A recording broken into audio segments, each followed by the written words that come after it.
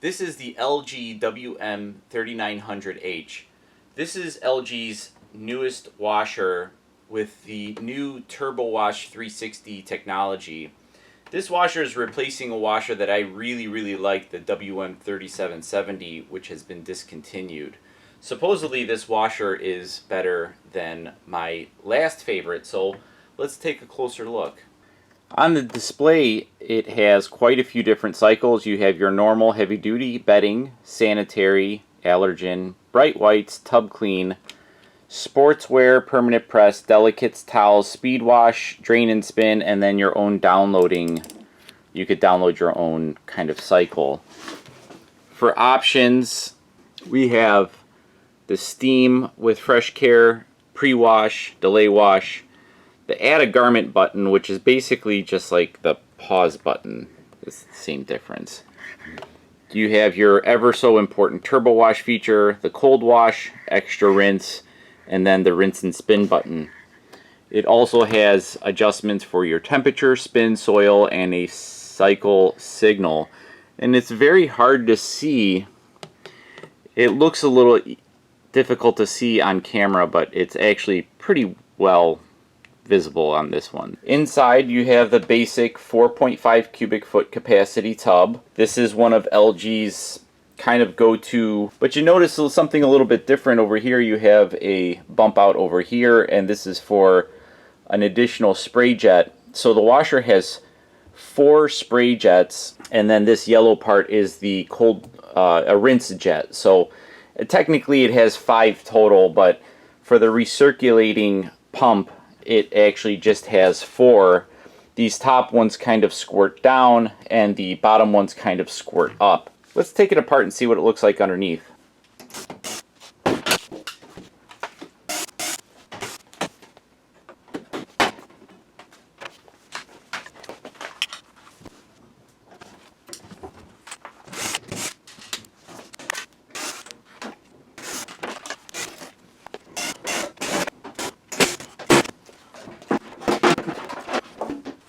Looking at the top, there's not a whole lot different from the previous model. You have your pressure sensor, your hot and cold water valves, your noise filter, main control boards up front this time, and then your just basic standard kind of nothing spectacular tub.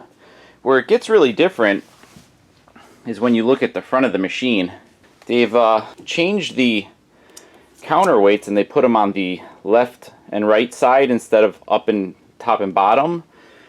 This is your cold water jet, and then you have your recirculating, which is pretty cleverly done. They used a hard plastic pipe that went from here and it tees off into this main hose, which goes right to the recirculating pump, which is now a 26 volt 1.5 amp, so it's 26 volts DC, which makes it really quiet.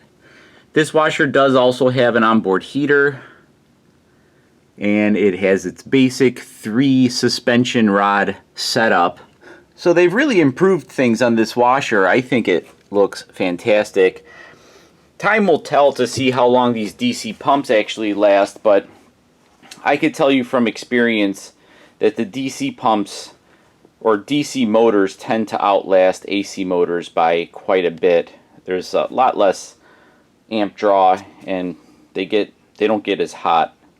So, but we'll see. And then you have your basic door switch, which would have mounted right here. On the back of the machine, I'm not going to bother showing you, but it's just a standard direct drive motor. It's bolted right to the tub, just like every other LG that they've made for an eternity. One of the reasons why I like LG so much is I know I did a fast forward on taking this machine apart, but that took me 3 minutes. And I'm going to put it together, and I should have it back together in maybe 4 minutes because it'll take me a minute to put the door gasket back on. But this washer is incredibly easy to service. Everything that you need to potentially fix is right here. With 3 minutes of work, you can access every single part of the washer. And I think that's pretty awesome. Let's put it back together.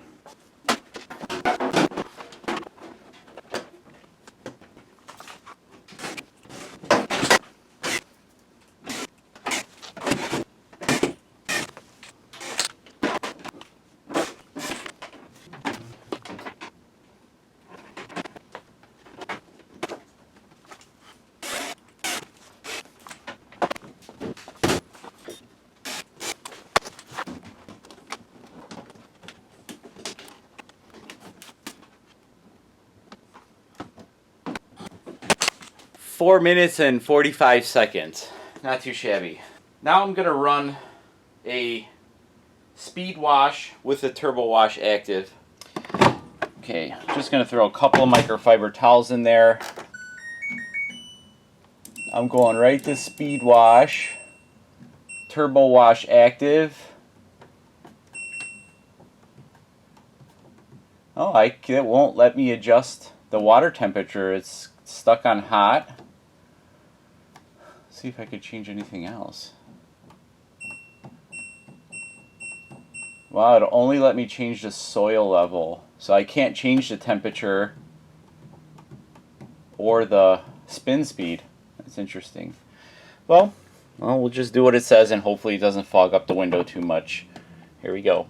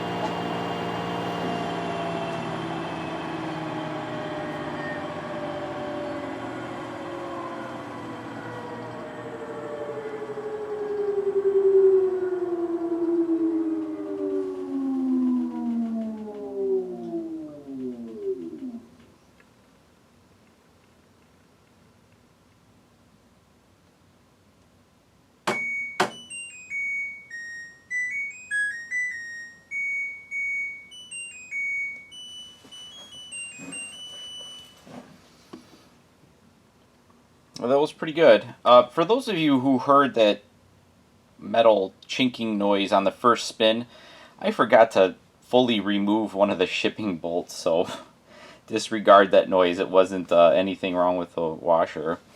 I'm pretty excited to actually put this washer to the test.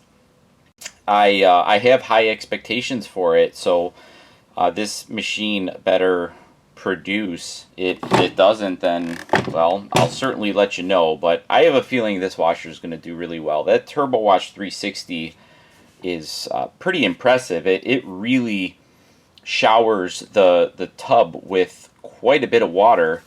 Even though it doesn't use that much water, it just makes the best use of what little water it has. Stay tuned for the next videos.